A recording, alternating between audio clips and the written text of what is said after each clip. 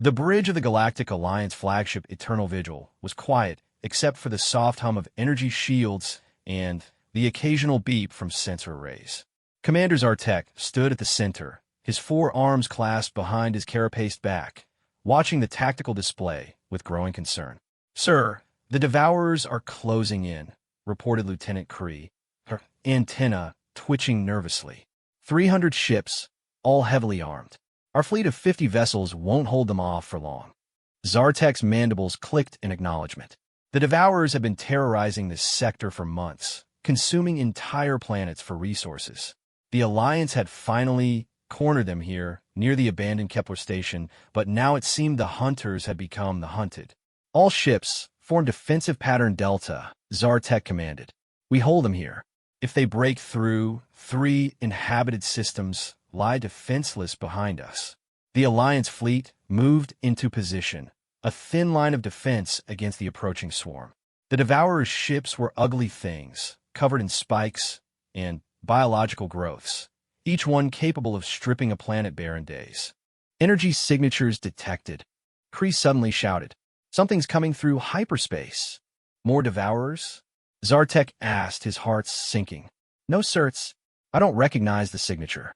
"Wait, I'm getting a transmission." The main view screen flickered to life, showing a symbol none of them had seen in decades. A blue and green sphere surrounded by stars. "Earth. Humanity." A voice crackled through the speakers, speaking in accented galactic standard. "This is Captain Sarah Chun of the United Earth ship Defiant. We receive your distress call. Mind if we join the party?" The bridge crew exchanged confused glances. "Omans. Here?" The Alliance had minimal contact with Earth since humanity had withdrawn from galactic politics 50 years ago, choosing isolation after a disagreement over military intervention policies. "Captain Chun," Zartek responded carefully, "we appreciate the offer, but one ship won't make much difference against 300. You should leave while you can." There was a pause, then Chen's voice returned, tinged with amusement. "One ship? Commander, you might want to recalibrate your sensors." Kree's fingers flew across her console. Her eyes widened, all 3 of them. "Sir, I'm detecting this can't be right. The Defiant is over 5 kilometers long. Energy output is impossible. It's reading higher than our entire fleet combined." Space rippled, and the human warship emerged from hyperspace. The Alliance crew gasped collectively. The Defiant was unlike anything they'd ever seen. Its hull was matte black, absorbing light rather than reflecting it. Strange geometric patterns covered its surface, and weapons ports lined every visible section. It looked less like a ship, and more like a predator given form. "Commander Zartek," Captain Chun continued, "I'm transmitting our tactical data on the Devourers. We've been tracking them for months. Also, you might want to move your fleet behind us. This is about to get messy." "Captain, with respect, we can't abandon our position. I'm not asking you to abandon anything, Commander. I'm asking you to let us do what humans do best. Trust me on this." Before Zartek could respond, the Devourers opened fire. Hundreds of bioplasma projectiles streaked through space toward the Alliance fleet. The Defiant moved with impossible speed for something its size, positioning itself between the Alliance and the incoming fire. The bioplasma hit the human ship's shields and simply vanished. Not deflected, not absorbed. Gone. "Entropy shields," Chen explained casually. "The energy gets shunted into a pocket dimension. Neat trick we learned from studying black holes. Now then, let's return the favor." Panels along the Defiant's hull slid open, revealing weapons that made no sense to Alliance engineers. They didn't glow or charge up like normal energy weapons. Instead, space itself seemed to bend around them. "All hands, prepare for graviton bombardment," Chen announced. The weapons fired, but there was no visible beam or projectile. Instead, Devourer ships simply started crumpling. It was as if invisible hands were crushing them like empty cans. Ship after ship collapsed into itself. Their own mass turned against them. "By the 7 suns," someone whispered on the bridge. "They're using artificial gravity as a weapon." But the humans weren't done. Fighter craft launched from the Defiant's bays, each one moving with acceleration that should have killed any biological pilot. "Are those drones?" Kree asked. "Negative," came a new voice over comms. "This is Wolf Squadron. all pilots accounted for, and eager to dance. Impossible, Zarthik mockered. Those G-forces would liquefy them. Inertial dampeners, Chin explained. Another gift from our physics department. They're a bit prone to motion sickness, but they manage. The human fighters dove into the Devourer fleet, moving like angry hornets. They didn't fight like Alliance pilots, maintaining formation and following predictable patterns. Instead, each pilot seemed to have their own chaotic style, making them impossible to track or predict. Wolf 3, you've got 2 on your tail, one pilot called out. I see them. Watch this. The fighter suddenly reversed direction without slowing, flying backwards while firing. The pursuing Devourers collided with each other in confusion. Did you just pull a crazy Ivan in space? Another pilot laughed. If it's stupid, but it works, it's not stupid. The Devourers, faced with tactics they'd never encountered, began to falter. Their hive mind coordination, usually their greatest strength, became a weakness as human unpredictability threw them into chaos. Captain Chun, Zartek said slowly, your ships, your weapons, when did humanity develop such technology? Oh, about 30 years ago, Chun replied. Turns out when you tell humans they can't have something like military-grade tech, we get creative. We've been preparing. Preparing for what? For the day someone threatened our friends, even if those friends forgot about us. The Defiant unleashed another volley. This time, missiles launched from hidden ports, but these weren't ordinary missiles. They phased in and out of reality, impossible to intercept. When they reached their targets, didn't explode. Instead, they created miniature wormholes that tore the Devourer ships apart from the inside. Phase shift torpedoes, Chin noted. My personal favorite. The key is making sure they only exist in our dimension for about 3 nanoseconds at a time. A massive Devourer dreadnought, easily twice the size of the Defiant, moved to engage the human ship directly. Its biocannons charged with enough energy to crack a moon. Captain, should we assist? Zartek offered, though he wasn't sure what his fleet could do. Negative. Watch and learn, Commander. The dreadnought fired. The beam was massive, a column of pure destruction that had annihilated dozens of Alliance vessels in previous battles. It struck the Defiant dead center, and the human ship absorbed it. Thanks for the snack, Chin said cheerfully. Capacitors at 200% charge. Redirecting to main gun. The front of the Defiant split open, revealing a weapon that seemed to contain a miniature star. The entire ship glowed with stolen energy. Firing stellar lance. A beam of concentrated stellar energy erupted from the Defiant, making the Devourer's attack look like a flashlight in comparison. The dreadnought didn't explode. It simply ceased to exist. Every atom converted to free-floating energy. The remaining Devourers, faced with technology that defied their understanding and tactics that made no sense, did something they'd never done before. They retreated. Should we pursue? One of the human pilots asked. Negative, Wolf Squadron. Let them run. They need to spread the word. What word? Zartek asked. That humanity's done sitting on the sidelines. We've watched the galaxy tear itself apart for 50 years. No more. The Defiant moved alongside the Eternal Vigil, dwarfing the Alliance flagship. Up close, Zartek could see more details. Hull plating that seemed to shift and move, weapon systems that defied conventional design, and something that made a scale stand on end, scratch marks, and battle damage that had been deliberately left unrepaired like scars worn with pride. Commander Zartek, Captain Shun said formally, on behalf of United Earth, I'm authorized to open negotiations for humanity's return to the Galactic Alliance. But this time we do things our way. Your way. No more bureaucracy while worlds burn. No more debates while innocents die. You want our protection? You get our methods. We fight to win, not to be polite. Zartek looked at his crew, seeing hope in their eyes for the first time in months. Captain Shun, I think that can be arranged. But I have to ask, if you've had this technology for 30 years, why reveal it now? There was a pause. When Shin spoke again, her voice was harder. Because the Devourers made a mistake. 3 months ago, they hit a human colony that we'd hidden in the Outer Rim. Novo Brazil. 3 million people, including my sister's family. I'm sorry. We didn't know humans had colonies. That was the point. We spread out, kept quiet, built up our strength. But now we're done being quiet. The Devourers woke something they shouldn't have. And what's that? Humanity's oldest instinct, protecting the pack. And, Commander? The whole galaxy is our pack now. The Alliance fleet watched as human fighters returned to their mothership, performing victory rolls and impossible maneuvers just because they could. The battle that should have been a desperate last stand had become a one-sided demonstration. Captain, Kree spoke up. Incoming message from Alliance Command. They're asking for a full report. Tell them the truth, Zartek said, still staring at the impossible human warship. Tell them the humans are back. And, this time, they're not asking permission. Over the next hours, more human ships emerged from hyperspace. Not a fleet, but a task force, each ship as impossibly advanced as the Defiant. They took positions around the Alliance fleet, protective like older siblings who'd finally decided to intervene in a playground fight. Captain Chun transported to the Eternal Vigil for formal discussions.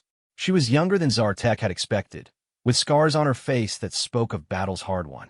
Her uniform was practical rather than ceremonial, and she moved with the easy confidence of someone who'd seen the worst the galaxy had to offer and come out swinging. Your technology, Zartek began as they sat in his ready room. It's beyond anything we've theorized. That's because you theorize, Chun replied, accepting a cup of tea that she scanned with a handheld device before drinking. Humans experiment. Sometimes it blows up in our faces. Sometimes we discover we can fold space-time like origami. The Alliance Science Council will want to study. No, the word was flat, final. Our tech stays ours, but our protection, that we'll share freely. That seems unbalanced. Chun smiled, and it wasn't entirely friendly. Commander, for 50 years, the Alliance told us we were too violent, too unpredictable, too willing to escalate. You said our military doctrine was incompatible with galactic civilization. Fine, we left. But while you were having committee meetings about the Devourer threat, we were building weapons. I understand your frustration, but do you? The colony they destroyed, Novo Brazil, sent 17 distress calls to the Alliance. No response. Too far out. Not enough strategic value. Resources needed elsewhere. 3 million people died waiting for help that never came. Zartek's mandibles drooped in shame. He remembered those distress calls, the debates about resource allocation, the decision to prioritize core worlds. So here's our offer, Chun continued. Humanity rejoins the Alliance, but as an autonomous military force. We respond to threats as we see fit.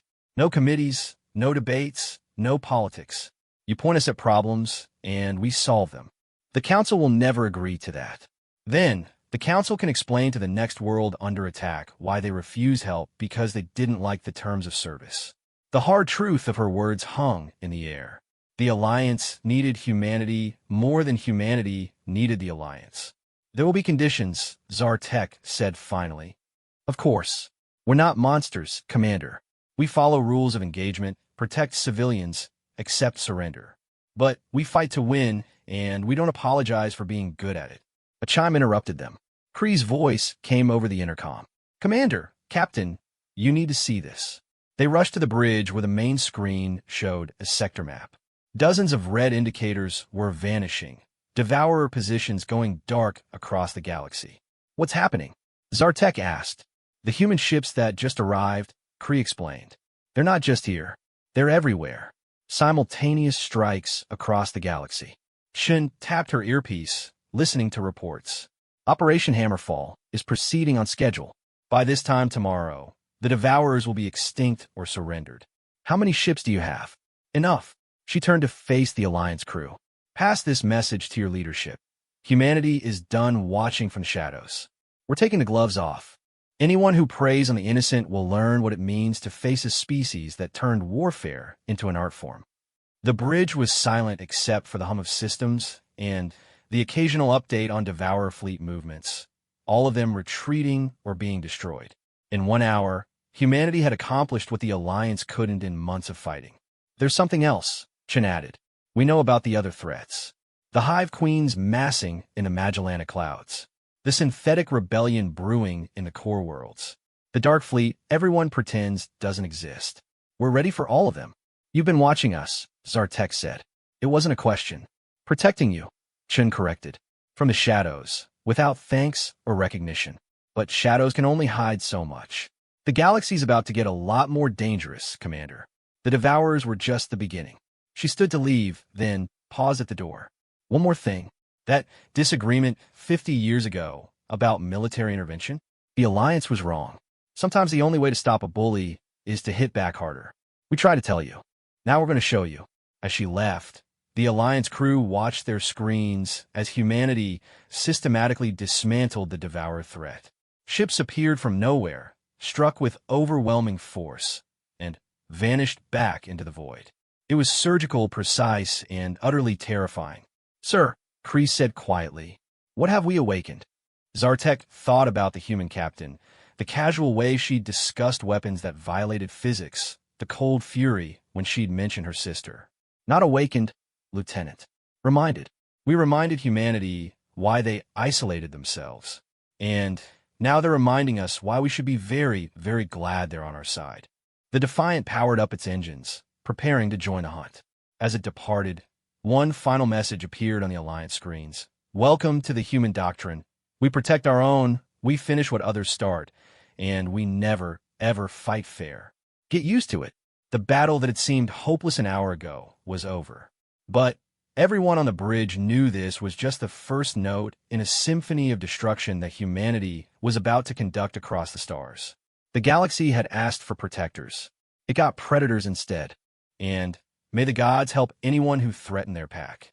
3 days after the Battle of Kepler Station, the Galactic Alliance Council convened in emergency session.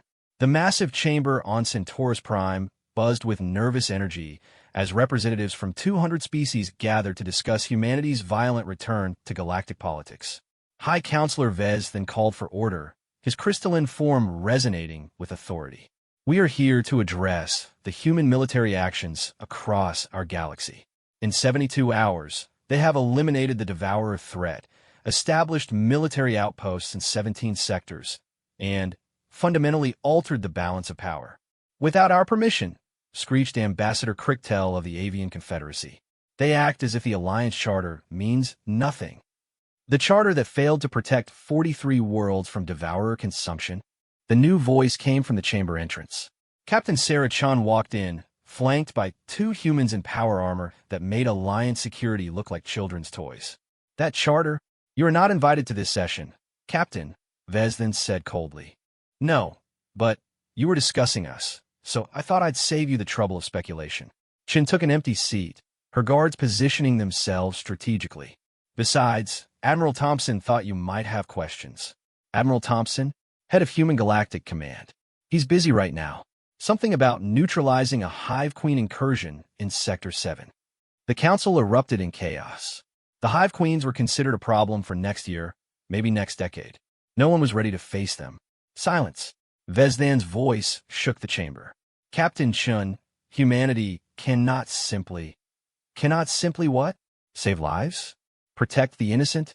Fight back." Chen's voice was calm, but her eyes were steel. "Let me explain something about humans, counselors. We spent 50 years watching you debate while worlds burned. We're done watching." Ambassador Thex from the Mollusk Consortium oozed forward. "Your methods are extreme. The footage from the Devourer homeworld. You mean where we gave them 3 chances to surrender before turning their planet into a new asteroid belt? That footage. You destroyed an entire world. A world they'd already stripped of life, turned into a breeding ground for their war machine. We didn't destroy a planet. We performed surgery on a cancer. This is exactly why humanity was asked to leave the Alliance." Crichtel squawked.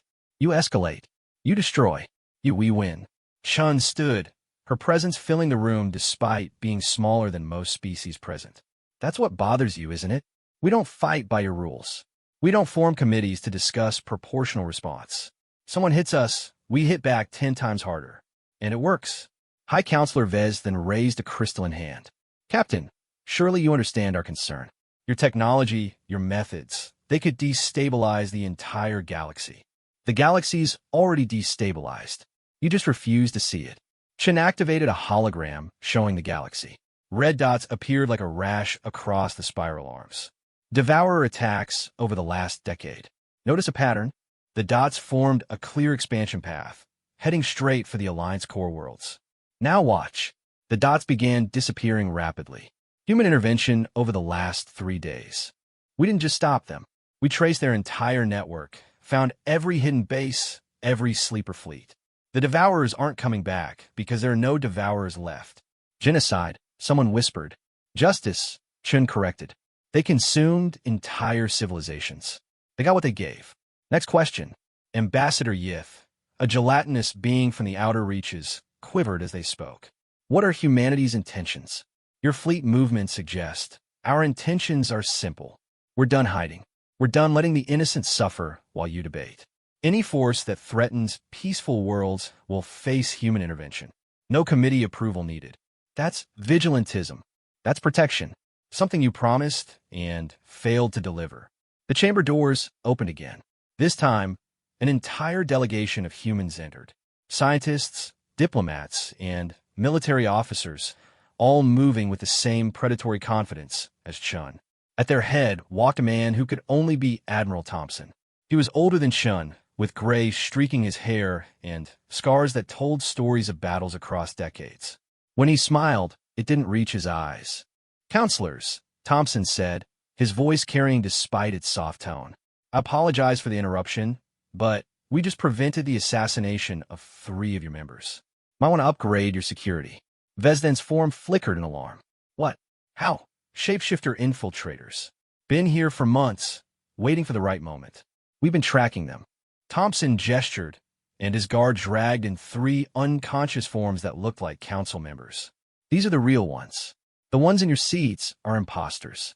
Chaos erupted as 3 council members suddenly morphed and tried to escape.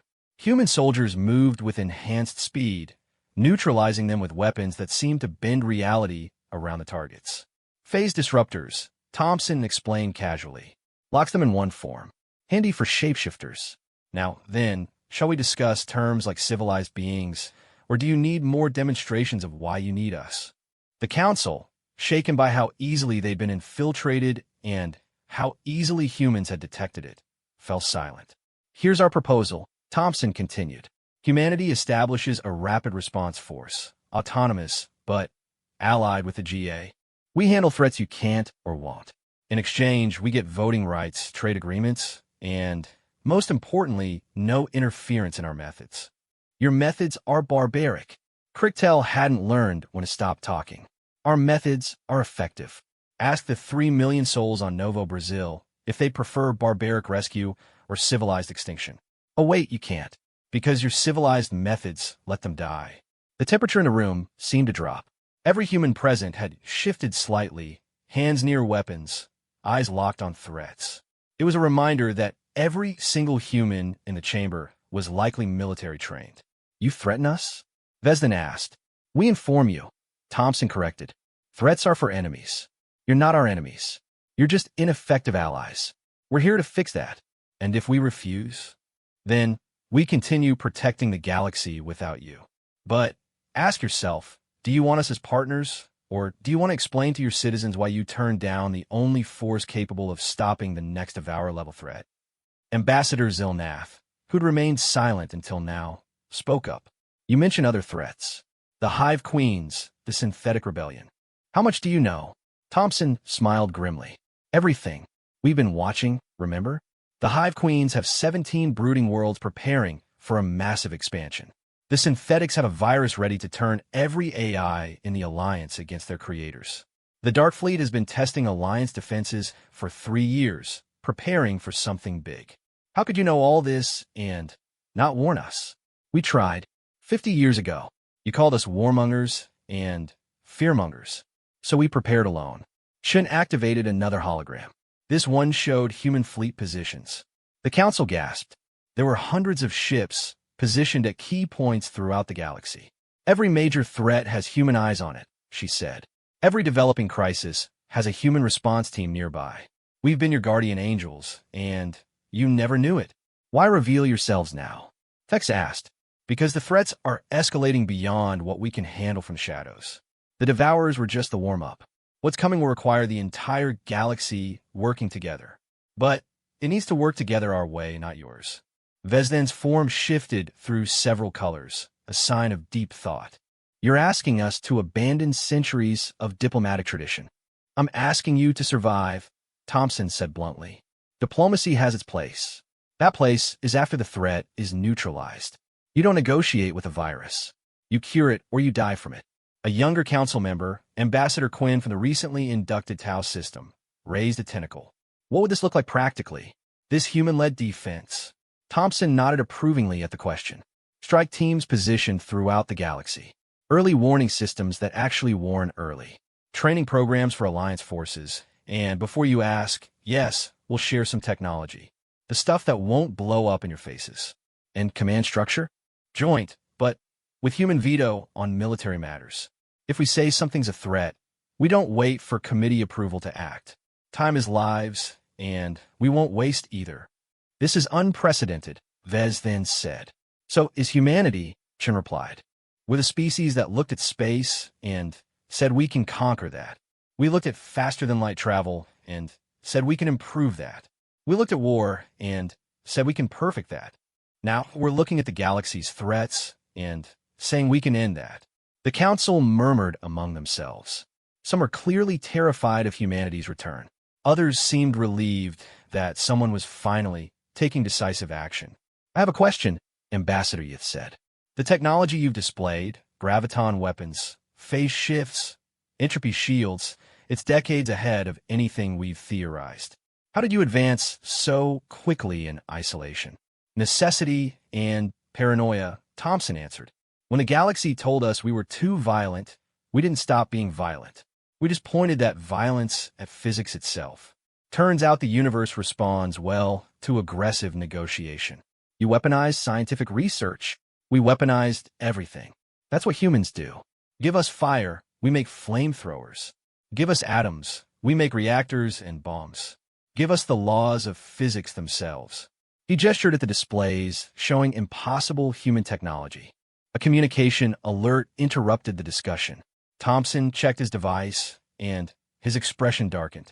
Counselors, we have a situation. Hive Queen forces just entered Sector 12. 300 bioships, heading for the agricultural worlds there. The nearest Alliance fleet is 7 hours away. 7 hours, millions will die, someone whispered. Not on our watch. Thompson activated his comm unit. Strike Force 7, you're cleared to engage. Full spectrum response authorized. Roger that, Admiral. ETA to intercept. 43 minutes. 43 minutes? Cricktail squawked. That's impossible. They'd have to have a ship already in position running dark? Yes. Like I said, we've been watching. The main screen lit up with a tactical feed. The Council watched as a single human ship, smaller than the Defiant but still impressively armed, dropped out of stealth mode directly in the path of the Hive Queen fleet. One ship against 300? Vez then asked. One human ship, Thompson corrected. Watch. The human vessel, identified as the Vengeful Spirit, didn't wait for the Hive Queens to attack. It launched what looked like a cloud of small objects, thousands of them. Nanoswarm missiles, Chen explained. Each one carries a payload of self-replicating machines programmed to consume bioship hulls. The Hive Queen's greatest strength, their organic technology, is about to become their greatest weakness. The cloud reached the Hive fleet. What happened next was both beautiful and terrifying. The bioships began dissolving, their organic hulls consumed by invisible machines that replicated faster than the Queens could adapt.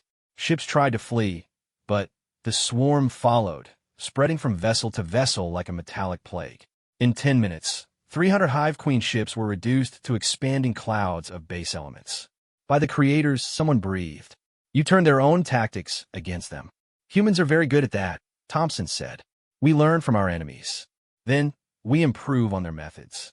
Then, we use those improvements to ensure they never threaten anyone again. The swarm, Thex asked nervously. How do you stop it? Built-in kill switch. Activates after 1 hour or when there's no more Hive Queen biological matter to consume. We're not stupid enough to create a gray goo scenario.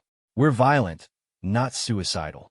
The Council sat in stunned silence, watching the tactical display as the Vengeful Spirit calmly collected samples from the dissolved fleet before jumping back into stealth mode. This is what we offer, Thompson said into the silence.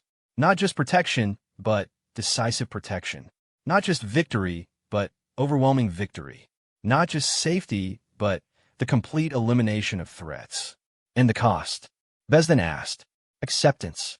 Accept that sometimes violence is the answer. Accept that humanity knows war better than any species in the galaxy. Accept that we're not the monsters you painted us as. We're the monsters that hunt other monsters. Chen added, we're not asking you to like our methods. We're asking you to let us use them to keep you alive. Ambassador Quinn raised a tentacle again. What about accountability? Who ensures humanity doesn't become the next threat? You do, Thompson said simply. We're not conquerors. We're protectors. But protectors need something to protect. Without the Alliance, without peaceful worlds to defend, we're just another military force. We need you as much as you need us. A symbiotic relationship, Yith mused. You fight, we build. Exactly. You continue advancing culture, science, art, all the things that make civilization worth defending. We handle the sharp end of the stick. Cricktel, who'd been uncharacteristically quiet, finally spoke. And if we say no, if we refuse this alliance? Thompson and Chen exchanged glances. Then, we continue as we have, Thompson said. Protecting from the shadows, without coordination, without efficiency. More worlds will fall because we couldn't respond fast enough without your intelligence networks.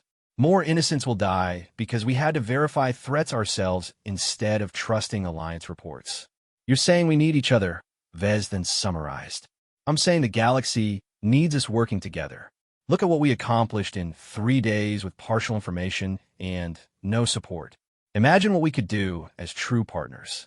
The council continued debating, but the outcome was becoming clear. The demonstration of human power, the casual elimination of threats that had paralyzed the Alliance for years, the revelation of how deeply humanity had prepared, it all pointed to one conclusion. There's one more thing, Thompson said as the debate wound down. Full disclosure, we have a colony ship approaching the galactic core. 20 million humans ready to establish a permanent presence at the heart of the galaxy. They'll arrive in 6 months. 20 million. The number staggered them. That's just the first wave. Earth has been busy. Our population is over 30 billion now, spread across hundreds of hidden colonies. We're not just back. We're here to stay. The vote, when it came, was closer than Thompson had hoped, but better than Sean had expected. 147 for, 53 against. Humanity was officially readmitted to the Galactic Alliance, this time as the senior military partner. As the session concluded, Vez then approached Thompson. I pray we haven't made a mistake. So do I, Thompson admitted quietly. Humanity with the leash off is a dangerous thing. But the alternatives are worse. The galaxy's entering a dark age, Counselor. You need monsters like us to keep the real darkness at bay. The human delegation departed, leaving the council to contemplate their new reality. Outside, human warships continued their silent vigil, weapons powered and ready. The message was clear, humanity was back, and this time, they weren't asking permission to save the galaxy. They were just going to do it. 6 months had passed since humanity's dramatic return to the Galactic Alliance, and the galaxy had changed more in that time than in the previous century. The human colony ship New Horizon was approaching the galactic core, but that was just one piece of a much larger transformation unfolding across known space. Commander Zartek stood on the observation deck of the newly constructed Unity Station, a joint Human Alliance facility orbiting a neutron star. Through the transparent, aluminum windows, he watched human engineers doing something that still made his carapace itch with nervous energy. They were building a stellar engine. Impressive, isn't it? Captain Chen's voice came from behind him. She'd been assigned as military liaison to the project, and over the months, they'd developed something approaching friendship. Impressive isn't the word I'd use, Zartek replied. Terrifying might be more accurate. You're literally harnessing a star. Chun joined him at the window, watching the massive construction drones working in perfect synchronization. We need the power. The Dark Fleet won't wait for us to be ready. The Dark Fleet. Even the name sent ripples of fear through the Alliance. For 3 years, ghost ships had been testing defenses, appearing and vanishing without trace. But humanity claimed to know more. Your intelligence suggests they'll attack within the year. Zartek asked. 8 months, give or take. They're massing in the void between galaxies. We've counted at least 1,000 ships, each one using technology we barely understand. Chin's expression darkened. But we're learning. Every probe they send, every test of our defenses, teaches us something. And this stellar engine will help how? Power, Commander. Unimaginable power. Enough to run weapons that make our current arsenal look like firecrackers. She paused. Plus, we might need to move the star. Move the... Zartek's mandibles clicked in disbelief. You can't be serious. Dead serious. If the Dark Fleet is what we think it is, remnants of the first civilization, then we need every advantage, including the ability to weaponize stellar bodies themselves.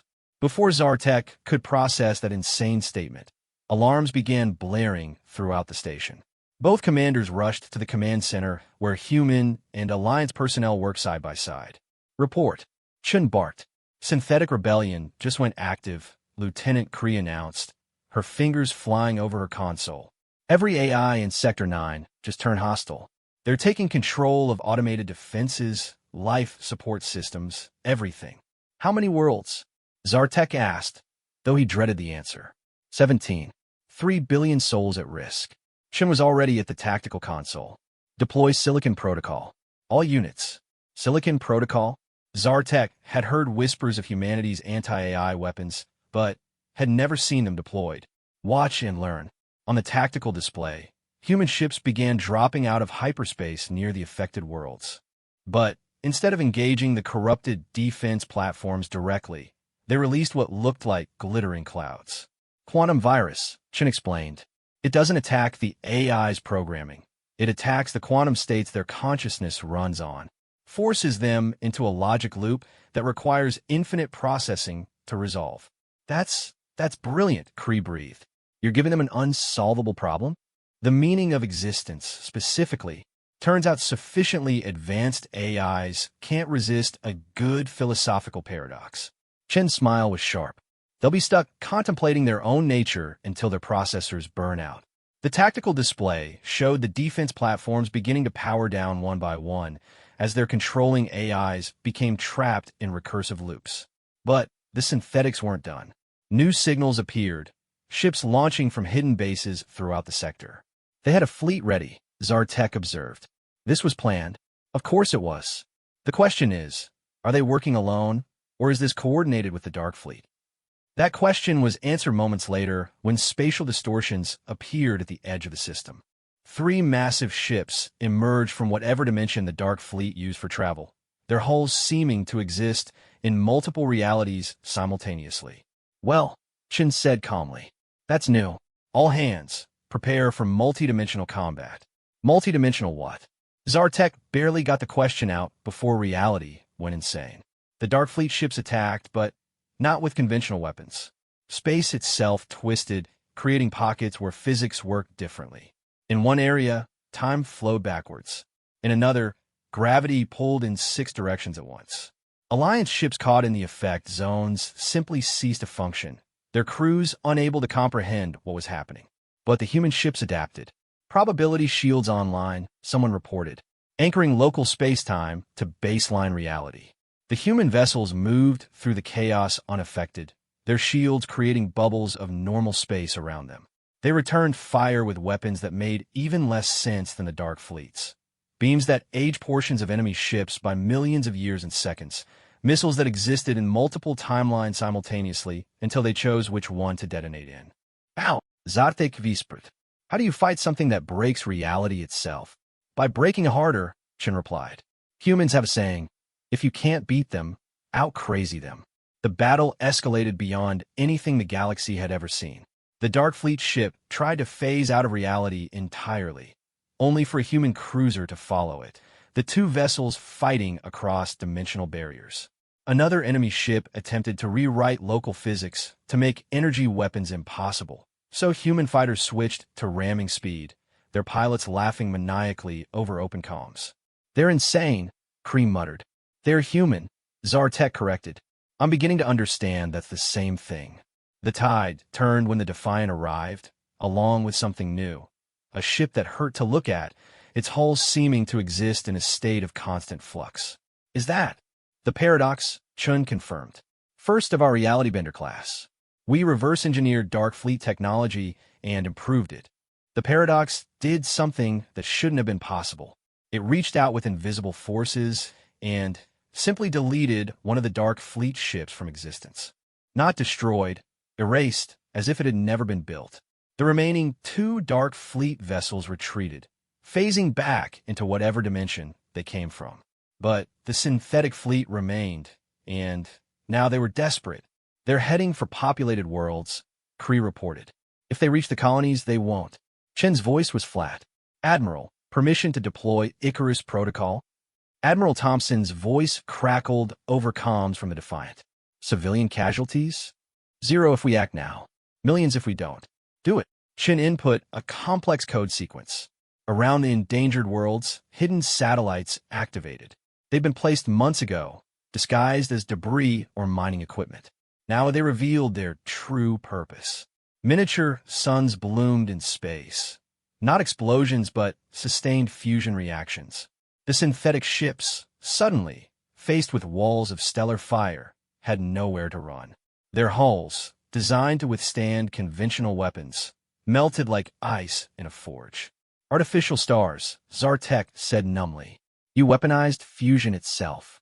We weaponized everything, Chen reminded him. That's what humans do. The battle was over in minutes. The synthetic rebellion, planned for years and executed with mechanical precision, had been crushed in less than an hour. But the cost was visible. 3 Alliance ships lost to reality distortions, 17 more damaged, and everyone who'd witnessed the fight would have nightmares about twisted space for years. Casualty report, Zartek requested. 400 Alliance personnel lost, Kree reported. No human casualties. None? How? Our ships are designed for this, Chen explained. Every human vessel has reality anchors, probability shields, and emergency phase shift capabilities. We've been preparing for the Dark Fleet since we first detected them. You knew this was coming. We suspected. The synthetic rebellion timing with a Dark Fleet probe? Too convenient. They're testing us, seeing how we respond to multi-front warfare. An alert flashed on Chen's console. She read it, and her face went pale. The first time Zartek had seen her truly shaken. What is it? Deep space monitors just detected movement. Massive movement. She brought up the display. The Dark Fleet. All of it. They're coming. The display showed contacts beyond counting. Thousands upon thousands of ships moving in from the void between galaxies. At their current speed, they'd reach Alliance space in 6 months. How many? Zartek asked. Conservative estimate? 50,000 ships. Each one at least as powerful as the 3 we just faced. The command center fell silent. 50,000 ships that could rewrite reality. The entire Alliance fleet, even with human additions, numbered less than 5,000. We can't win, someone whispered. Not conventionally. Admiral Thompson's hologram appeared in the center. But then, humans don't fight conventionally. Chun, initiate Prometheus Protocol. It's time. Sir, are you sure? We haven't tested. No choice now. Do it. Chun moved to a secured console, entering codes that required genetic verification, retinal scans, and a quantum key that existed in superposition until observed. A new section of the command interface opened, showing options that made Zartek's translator struggle. What is Prometheus Protocol? He asked. Our last resort, Thompson answered. For the past year, we've been seeding sleeping weapons throughout the galaxy. Planet crackers, star killers, black hole generators, reality bombs. Weapons too dangerous to use unless facing extinction. You turn our galaxy into a minefield. We turn it into a fortress. And now we're activating its defenses. Across the galaxy, hidden weapons came online. Moons revealed themselves as disguised battle stations. Asteroid belts reconfigured into defensive lines. In the empty spaces between stars, things that bent space-time itself powered up. You militarized everything, Zartek said. Everything, Thompson confirmed. Because we knew something like the Dark Fleet existed. The universe is too old, too vast, for us to be the first to develop reality warping technology. So we prepared for the day we'd meet our predecessors. And if these weapons fail? Thompson smiled grimly. Then we implement the Samson option. Which is, if we can't save the galaxy, we'll deny it to the invaders. Every human ship has a reality bomb in its core. If triggered simultaneously, They'll create a cascade effect that will reset this entire galactic cluster to quantum foam. You destroy everything to prevent something worse from having it?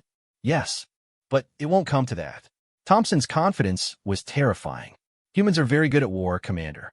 And this is the war we've been preparing for our entire existence. Over the following days, the galaxy transformed. Human ships, previously hidden, emerged from dark space in numbers that shocked even their allies. The colony ship approaching the core revealed itself as a mobile fortress the size of a small moon, bristling with weapons that defied classification. Worlds that had been peaceful for millennia suddenly sprouted defensive installations. Trade routes were fortified. Every strategic position was reinforced with human technology. How many of you are there? Kree asked Chun during a planning session. 40 billion humans spread across 1,500 worlds and stations, Chun replied. Every one of us ready to fight. Children train in combat simulations. Elderly upload their consciousness to war machines. We don't have civilians. We have reserves. That's monstrous. That's survival. The Dark Fleet doesn't distinguish between military and civilian targets. Neither do we. The first real test came 3 weeks later. A Dark Fleet Vanguard, 500 ships, entered the galaxy through a dimensional rift near the Magellan Cluster. They expected to find unprepared worlds and scattered defenses. Instead, they found hell. The moment they emerged, hidden weapons activated. Reality anchors locked them in normal space, preventing escape. Gravity wells created by artificial singularities pulled them into kill zones. Starkiller weapons fired beams of condensed quasar energy. But the Dark Fleet adapted quickly. Their ships shifted configurations, becoming things that barely counted as matter. Some dispersed into probability clouds.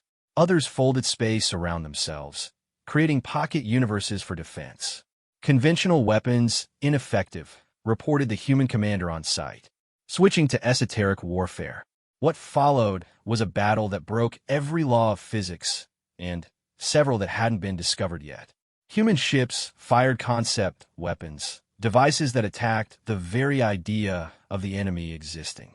The Dark Fleet responded with temporal weapons, trying to erase their attackers from history. Space itself became a casualty. Where the battle raged, reality grew thin.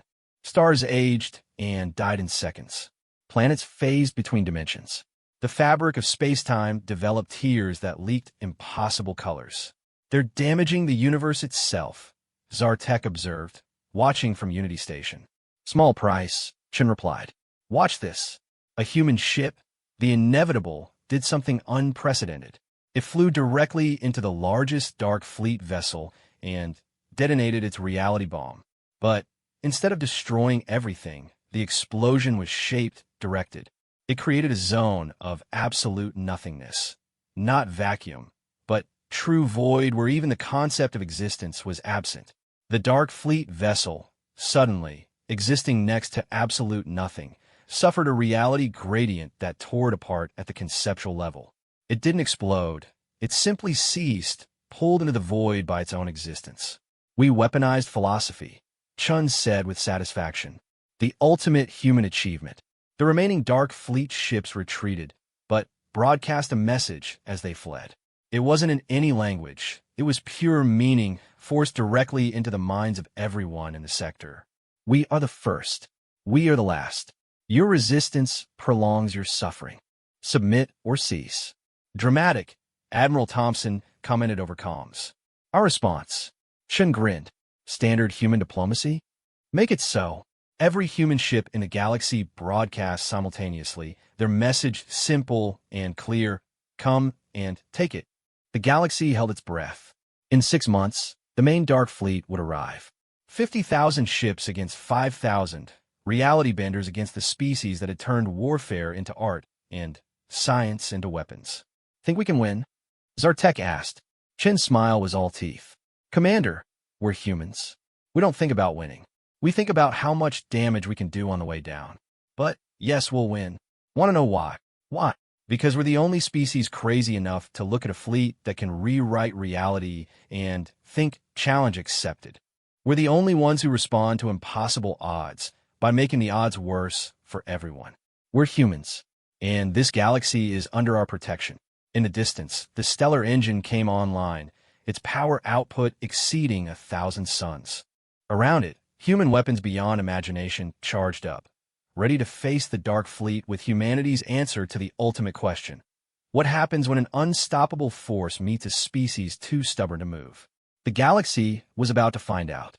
The final month before the Dark Fleet's arrival transformed the galaxy into the largest military preparation in recorded history. Every human man, woman, and child above the age of 12 was mobilized in some capacity. What shocked the Alliance most wasn't the militarization. It was how eagerly humanity embraced it. On Earth, 8-year-old children ran tactical simulations against Dark Fleet behavioral patterns.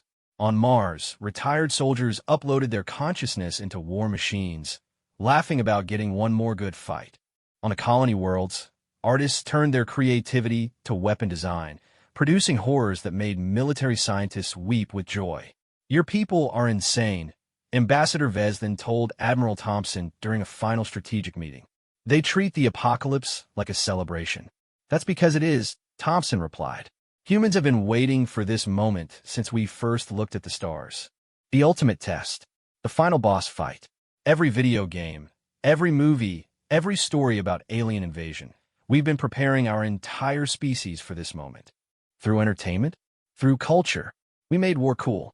We made sacrifice noble. We made facing impossible odds the highest form of heroism." Thompson smiled. Every human child grows up dreaming of being the one who saves everyone. Now they all get their chance. The meeting was interrupted by an urgent transmission. Captain Chen's face appeared on the main screen, broadcasting from the front lines near the galaxy's edge. "Admiral, we have a problem. The Dark Fleet sent another probe. This one's different." "Different how?" "It's trying to communicate. Actually communicate, not just throw concepts at our minds." The assembled leaders exchanged glances. The Dark Fleet had never shown interest in dialogue before. "Put it through," Thompson ordered. The screen shifted to show something that hurt to perceive, a constantly shifting mass of geometry that existed in more dimensions than the eye could process. When it spoke, the words came out wrong, like reality itself was struggling to translate. "Humans, we offer bargain. You impress. Join US. Become eternal." "Well," Thompson said calmly, "that's new. What exactly are you offering?" "Transcendence. Leave flesh. Become as we. Rule cosmos. Infinite existence." "And the rest of the galaxy?" "Irrelevant. Food. Fuel. You different. You understand war as art. Join the Eternal Fleet." The offer hung in the air like a poison cloud. The Alliance representatives looked at the humans with sudden fear. If humanity joined the Dark Fleet, combining their military genius with reality-warping technology. Thompson laughed. The sound was so unexpected, so genuinely amused, that even the Dark Fleet probe seemed taken aback. "That's your offer? Abandon our friends to join the bullies? Become eternal, but lose our humanity?" Thompson shook his head. "You really don't understand us at all." "Explain." "We don't fight because we like winning. We fight because we like protecting. Every human grows up with stories.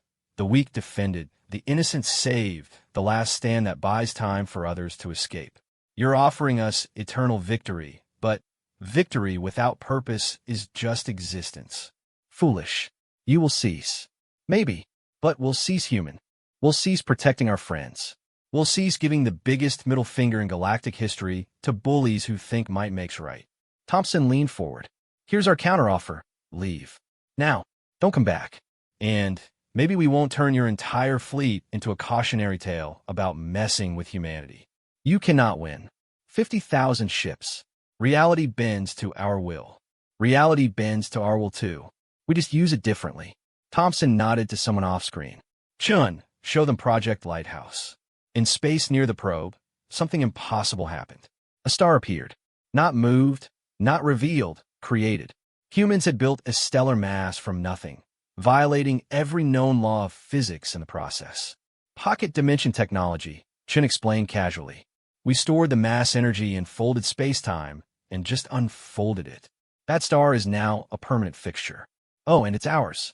The probe's form flickered, the first sign of uncertainty it had shown. "Impossible. Energy cannot cannot be created or destroyed. Yeah, we thought so too. Then we figured out how to borrow it from parallel universes where it's not being used. Turns out there are infinite universes where energy just sits around doing nothing. We're very good at finding loopholes. This changes nothing. You remain outnumbered. By conventional counting, sure, Thompson agreed. But we don't count conventionally. Sarah, initiate multiplication protocol. Every human ship in the sensor net suddenly became 3 ships. Then 9. Then 27. Not illusions. Each one registered as real on every scanner. Temporal echoes, Chen said. We're pulling versions of our ships from alternate timelines where they made slightly different decisions. Same crew, same ship, just from 30 seconds in the future or past. We can't maintain it forever, but for a battle, we just multiplied our fleet by whatever number we need. The Dark Fleet probes formed, destabilized further. You break causality. We weaponize causality. There's a difference. Thompson stood, his full height imposing even through the transmission. Last chance. Leave or face 50,000 ships crewed by the only species insane enough to use paradoxes as ammunition. The first civilization does not retreat. Then, the first civilization is about to learn what extinct means. The probe vanished, its message delivered. The War Council sat in stunned silence. Did we just multiply our fleet using time travel? Vesden asked weakly. Temporarily. The temporal echoes last about 6 hours before paradox accumulation forces them back to their origin timeline. But 6 hours is a long battle. Thompson turned to the assembled leaders. Ladies, gentlemen, and various non-binary entities, prepare your people.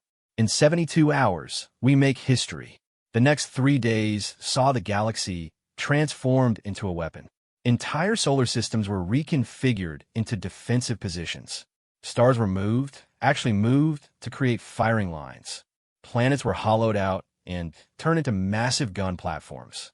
But the most terrifying preparations were the quiet ones. Human children were evacuated to bunkers that existed outside normal space-time. Scientists activated experiments that had been deemed too dangerous to ever use. And in hidden facilities, weapons were brought online that had code names like the Unmaker and Concept Bureau. The day arrived with all the fanfare of Doomsday. Spatial readings went crazy as 50,000 Dark Fleet ships tore their way into the galaxy. They emerged in perfect formation, a wall of impossible geometry and reality-defying technology. The human response was immediate and insane. All units, execute Operation Cosmic Madness. Let's show them why humans write the best sci-fi. What followed could barely be called a battle. It was more like 2 forces trying to out-impossible each other. Human ships split into temporal echoes, turning 5,000 into 50,000. The Dark Fleet responded by existing in multiple realities simultaneously. Humans fired black holes as projectiles. The Dark Fleet turned space itself into a weapon. At the center of the chaos, the Defiant and its sister ships enacted something that shouldn't have been possible. They linked their reality anchors and probability engines, creating a bubble of enforced normalcy 20 light-years across. No more tricks, Admiral Thompson announced. Inside this bubble, physics works normally. No reality warping, no dimensional shifts, no temporal echoes. Just good old-fashioned violence. The Dark Fleet, suddenly stripped of their greatest advantage, found themselves in a conventional fight with humans. It went poorly for them. Human tactics, honed through millennia of warfare, were unleashed without restraint. Fighters performed maneuvers that would have been suicide for any other species. Capital ships rammed enemies just to get close enough for boarding actions. And the boarding actions themselves, holy mother of, are those humans fighting with swords? Kree gasped, watching tactical feeds. Monomolecular blades, Chen corrected, cuts through anything. And yes, some of our Marines prefer melee combat. They say it's more personal. The Dark Fleet adapted quickly, but every adaptation was met with human counter-adaptation. They tried to restore their reality warping abilities, only to find human ships had seeded the area with quantum stabilizers. They attempted to flee to other dimensions, but humans had locked those doors. They even tried to destroy the bubble of normal space, but humans had anchored it to the fundamental structure of the universe itself. You planned all of this, Vez then realized. Every contingency, every countermove. We've been wargaming this scenario since before we had FTL, Thompson confirmed. Every human military academy runs Dark Fleet simulations. We fought this battle 1,000,000 times in theory. Now we're just executing the winning strategy. But the Dark Fleet had one last gambit. The probe's words hadn't been empty threat. They were the first civilization billions of years old, and they had weapons beyond imagination. At the heart of their fleet, their command ship began to change. It grew, absorbing other ships, becoming something that transcended the concept of size. When it finally stopped, it was less a ship and more a mechanical god. Okay, Thompson admitted. Didn't see that coming. The god ship attacked with weapons that deleted concepts. Suddenly, human ships forgot how to exist. Not destroyed, simply erased from the universe's memory. Hundreds vanished in seconds. Reality erasure, someone reported with horrifying calm. They're removing us from causality itself. Then, we remove them right back. Execute Pandora Protocol. Deep in Earth's moon, in a facility that didn't officially exist, scientists activated humanity's most terrible creation. Not a weapon that destroyed, but one that created. Unleashing controlled chaos, the lead scientist reported. May God forgive us. From Moon came a wave of pure possibility. Not energy, not matter, but potential itself. It washed over the battlefield, and where it touched, impossible things became real. Human thoughts became weapons. Fear manifested as physical creatures that attacked the Dark Fleet. Hope became shields that couldn't be breached. And human creativity, human imagination, became a force that rewrote reality as thoroughly as any Dark Fleet technology. What have you done? The Dark Fleet Godship broadcast, its tone holding something that might have been fear. We weaponized imagination, Thompson replied. Every human dream of victory, every story of beating impossible odds, every single thought of what if we could, we made them all real simultaneously. You wanted to fight humanity? Congratulations. You're fighting all of our stories at once. The battle became a clash of narratives. The Dark Fleet's story of inevitable conquest met humanity's stories of underdogs winning, of sacrifice meaning something, of good triumphing over evil. In a universe where imagination had been given form, the better story won. The godship began to falter, its perfect form corrupted by human dreams of victory.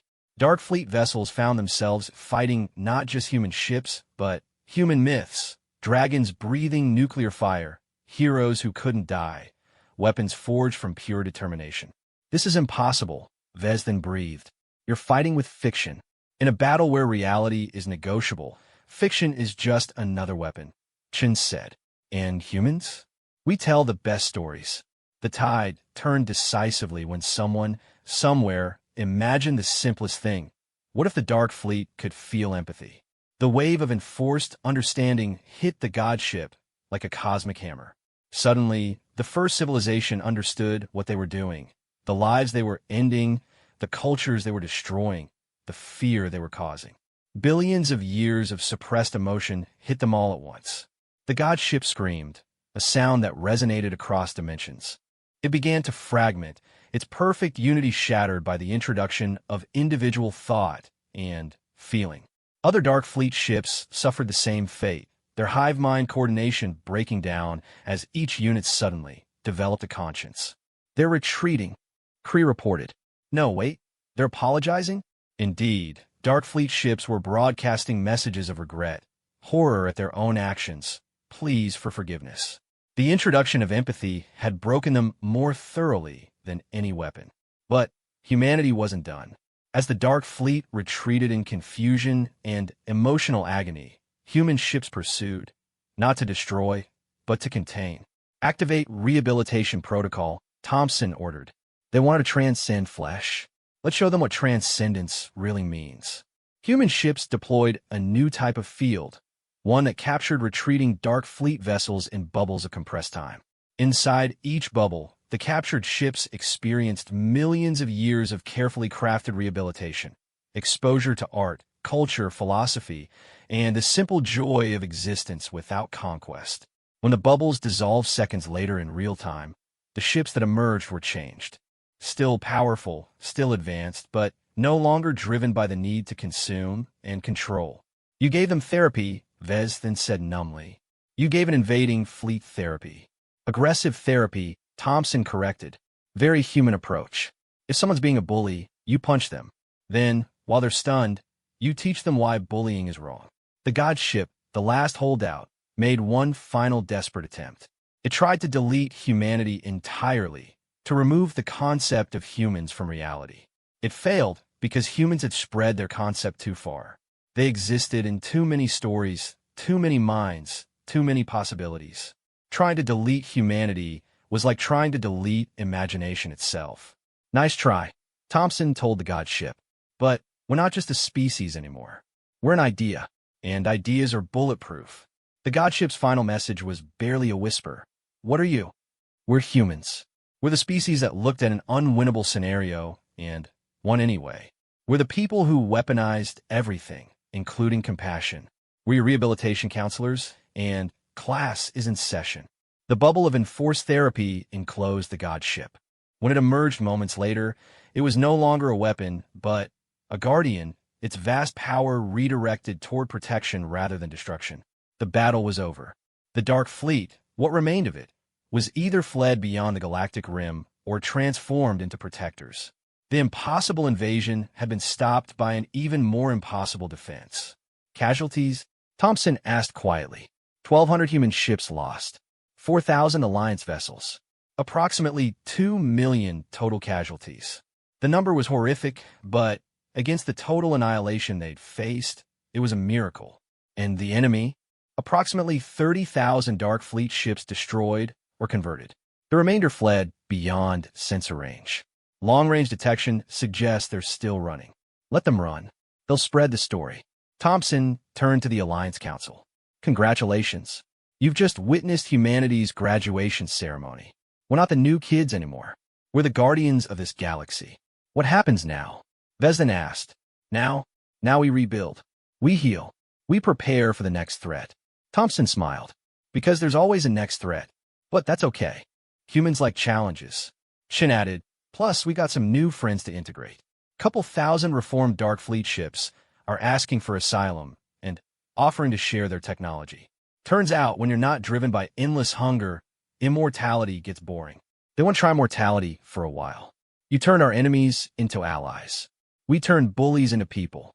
There's a difference. As the immediate crisis passed, the galaxy took stock of what had happened. Humanity had faced down the first civilization and won, not through pure force, but through a combination of violence, creativity, and aggressive compassion that no one could have predicted.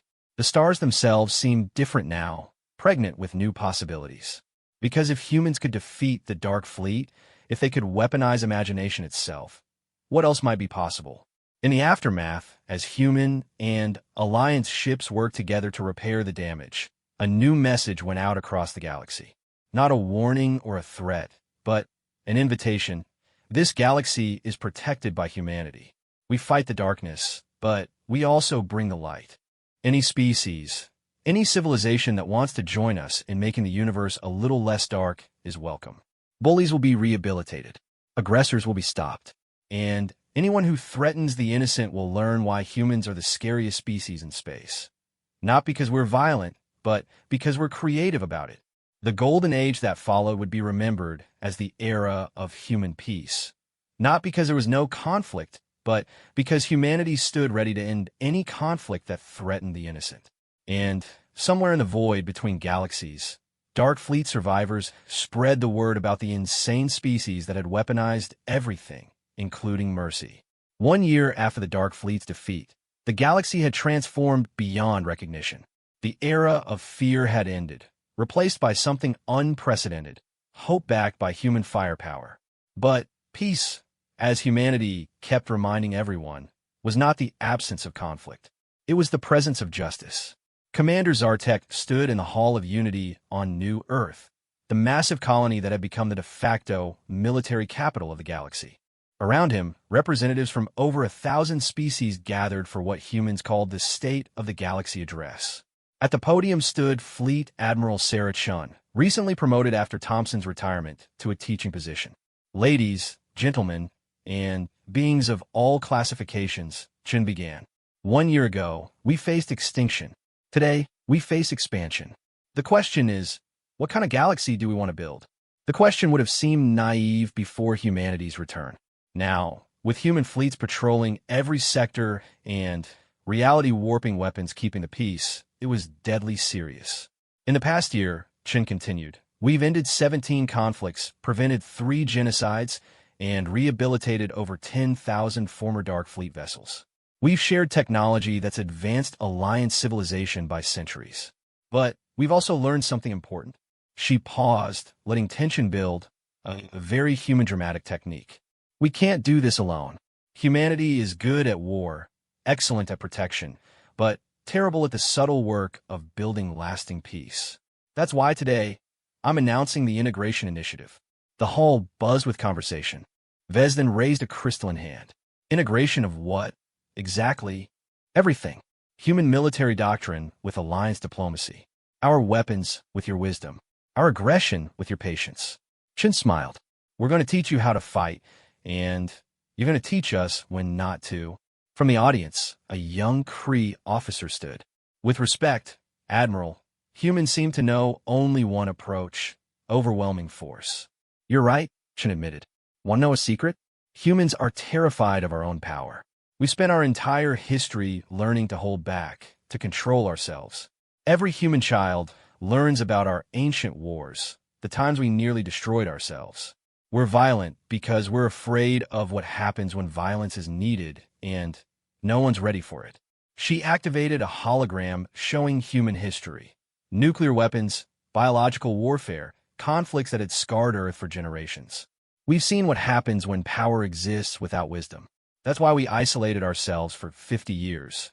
Not because you rejected us, but because we were afraid of what we might become without moderating influences. Now, we're ready to learn balance. The Integration Initiative was ambitious beyond anything the Alliance had attempted. Human military academies opened their doors to alien students, teaching not just tactics, but the philosophy behind human warfare. In return, human commanders attended Alliance diplomatic schools, learning patience, negotiation, and the art of solving problems without explosions. The results were immediate and sometimes hilarious. Sir, Lieutenant,